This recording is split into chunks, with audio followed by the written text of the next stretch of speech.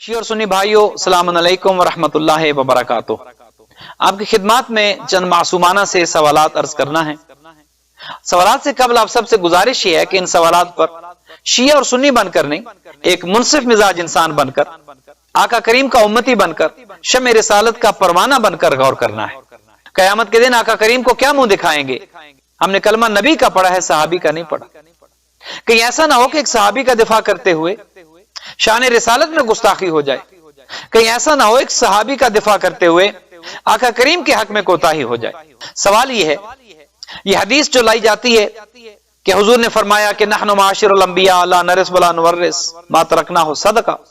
ہم جو گروہ انبیاء ہیں ہمارا کوئی وارث نہیں ہوتا، نہ ہم کسی کے وارث ہوتے ہیں، نہ ہماری کوئی وراثت ہوتی، ہم جو کچھ چھوڑتے ہیں وہ صدقہ ہوتا ہے۔ اگر یہ درست ہے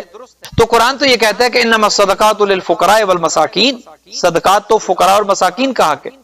تو پیغمبر کا چھوڑا ہوا مال فقراء و مساکین پر تقسیم کیوں نہ کیا گیا؟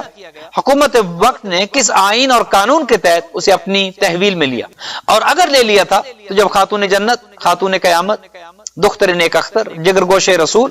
حضرت فاطمہ الزہرا سلام اللہ علیہا نے دعوی فدق کیا، ہبہ کا دعویٰ دائر کیا، تو مقابلے میں فقراء و مساکین مدینہ کو کیوں نہ لایا گیا کہ جن کا یہ حق تھا؟ حکومت خود فریق کیوں بنی؟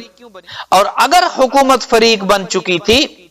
خلیفہ اول نے کس قانون اور آئین کے تحت اس مقدمے کو سنا؟ حالانکہ وہ تو خود فریق تھے۔ کانفلکٹ آف انٹرسٹ یہاں پر آتا ہے، انہی کے خلاف تو مقدمہ تھا، وہ کس قانون کے تحت خود قاضی بن کر اس مقدمے کا فیصلہ سنا رہے ہیں؟ امیر المومنین علی ابن ابی طالب علیہ السلام کی خلافت کے زمانے میں، جب آپ ظاہری خلافت کا زمانہ تھا اور آپ خلیفۃ المسلمین حاکم وقت تھے، آپ کی زرہ چوری ہو جاتی ہے، ایک یہودی زرہ چوری کر لیتا ہے، حالانکہ آپ خود فیصلہ سنا سکتے تھے، لیکن یہودی کو لے کر قاضی شریح کی عدالت میں جاتے ہیں اور اپنا مقدمہ وہاں پر جا کر دائر کرتے ہیں۔ نبی کی اگر وراثت نہیں ہوتی بیٹی کے لیے، اور بیٹی کو یہ کہہ دیا جاتا ہے کہ نبی کا ورثہ نہیں ہوتا، اگر نبی کی وراثت بیٹی کو نہیں ملتی تو کس آئین اور قانون کے تحت ازواج کو مل رہی ہے؟ کس آئین اور قانون کے تحت وہ گھر کے جو نبی کا گھر تھا، جو نبی کی ملکیت تھی، کس آئین اور قانون کے تحت وہ ازواج کو دے دیا گیا؟ اور اگر یہ کہا جائے کہ قبضہ دلیل ملکیت ہے، چونکہ ازواج کا وہاں پر قبضہ تھا لہذا گھر انہیں دے دیا گیا، تو قبضہ تو فدق پر بھی خاتون جنت کا تھا، پیغمبر اکرم کی صاحبزادی کا قبضہ فدق پر موجود تھا، کس قانون اور آئین کے تحت کارندوں کو وہاں سے ہٹایا گیا؟ اور اگر قبضہ دلیل ملکیت ہے، ازواج کا حق ہے اس گھر پر، نبی کی وراثت ازواج کو ملتی ہے، تو کس آئین اور قانون کے تحت ازواج نے اپنے اپنے باپ کو وہاں پر دفن کیا؟ کیا نبی مکرم سے ان کی زندگی میں اجازت لی گئی تھی؟ اور اگر نہیں لی گئی تھی تو کیا آج وہ غصبی جگہ پر دفن ہے؟ نواسہ پیغمبر سبط اکبر امام حسن مجتبی علیہ السلام کو تو اس گھر میں دفن نہ ہونے دیا گیا اور جنازے پر تیر برسائے گئے، لیکن اپنے اپنے باپ کو کس آئین اور قانون کے تحت وہاں پر دفن ہونے کی اجازت دی گئی؟ اگر قبضہ دلیل ملکیت ہے اور یقیناً ہے تو گواہ خاتون جنت سے کیوں مانگے گئے؟ ان کا تو قبضہ تھا،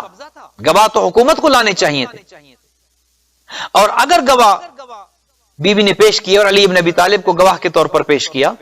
تو علی کی گواہی کو کیوں جھٹلایا گیا؟ کیا قرآن حکیم کی یہ آیت پیغمبر سے سنی نہیں تھی؟ وَيَقُولُ الَّذِينَ كَفَرُوا لَسْتَ مُرْسَلًا قُلْ كَفَىٰ بِاللَّهِ شَهِيدًا بَيْنِي وَبَيْنَكُمْ وَمَنْ عِندَهُ عِلْمُ الْكِتَابِ، اللہ نے اپنی گواہی کے ساتھ علی ابن ابی طالب کی گواہی کو رکھا ہے پیغمبر کی رسالت پر، وہ علی کی جس کی گواہی اللہ کی گواہی کے ساتھ آتی ہے نبوت و رسالت پر، وہ علی کی جس کے بارے میں کہا گیا کہ قرآن مع علی وعلی مع القرآن، الحق مع علی وعلی مع الحق، وہ علی جو قرآن کے ساتھ ہے، وہ علی جو حق کے ساتھ ہے، اس علی کی گواہی کو جھٹلایا گیا۔ خزیمہ ابن ثابت انصاری کہ جسے پیغمبر نے ذو الشہادتین کا لقب دیا، اس نے یہی تو کہا تھا نا کہ آقا کریم آج ہم نے آپ کو گھوڑا خریدتے دیکھا نہیں ہے، لیکن آپ نے بہت سی چیزیں ہمیں بتائی، ہم نے یقین کیا، جنت ہم نے دیکھی نہیں ہے، مان لی آپ کے کہنے پہ، خدا کو دیکھا نہیں ہے، آپ کے کہنے پہ مان لیا، سب کچھ اگر آپ کے کہنے پر ہم نے مان لیا تو آج گھوڑے کی خریداری پر آپ سے گواہ طلب کیے جائے؟ تو حضور نے ایک کی گواہی کو دو کے برابر کہا آج سے تم ذو الشہادتین ہو۔ اگر ایک عام صحابی کی گواہی دو کے برابر ہو سکتی ہے تو علی ابن ابی طالب جو کہ نفس رسول ہیں، جو برادر رسول ہیں، علی ابن ابی طالب کی جن کی پوری زندگی سامنے ہے، اسلام کے لیے علی کی خدمات سامنے ہیں، امیر المومنین کی گواہی کو کیوں جھٹلایا گیا؟ اور اگر فدق پر قبضہ کر ہی لیا گیا تھا یہ کہہ کر وراثت نہ دی گئی کہ نبی کا کوئی وارث نہیں ہوتا، نبی چونکہ زندہ اور زندہ کا وارث نہیں ہوتا، اگر زندہ کا وارث نہیں ہوتا تو زندہ کا خلیفہ کیسے ہوتا ہے؟ اور اگر پہلی خلافت نے فدق پر قبضہ کر ہی لیا تھا تو دوسری خلافت میں جب امیر المومنین اہل سنت کی روایات کے مطابق امیر المومنین اور حضرت عباس ابن عبد المطلب فدق کا دعویٰ لے کر گئے، اہل سنت کی کتب تواریخ یہ کہتی ہیں کہ امیر المومنین نے کہا کہ یہ فدق میرا حق بنتا ہے چونکہ فاطمہ کا شوہر میں ہوں،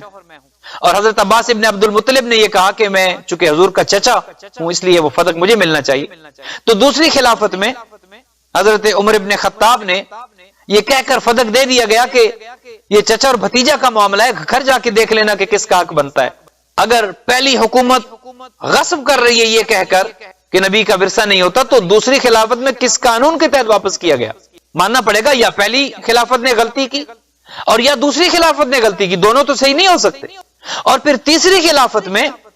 عثمان ابن عفان نے کس آئین اور قانون کے تحت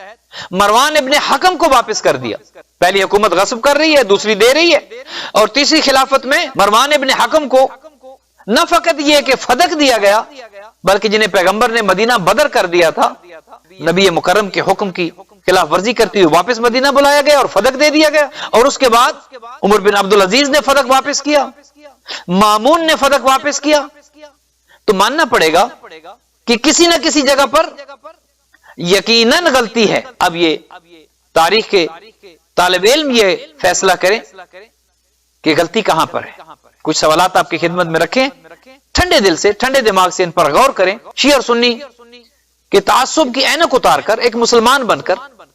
ایک منصف مزاج انسان بن کر، نبی مکرم کا امتی بن کر غور کریں۔ زندگی کا پتہ نہیں ہے، جانے کب زندگی کی شام ہو جائے، قبر میں کوئی ساتھ نہیں دے گا، آخرت میں اعمال ساتھ ہوں گے، عقیدہ ساتھ ہوگا، اور اگر نبی مکرم کی شان میں آج کوتاہی ہو گئی، اولاد پیغمبر اہل بیت رسول کی شان میں آج کوتاہی ہو گئی۔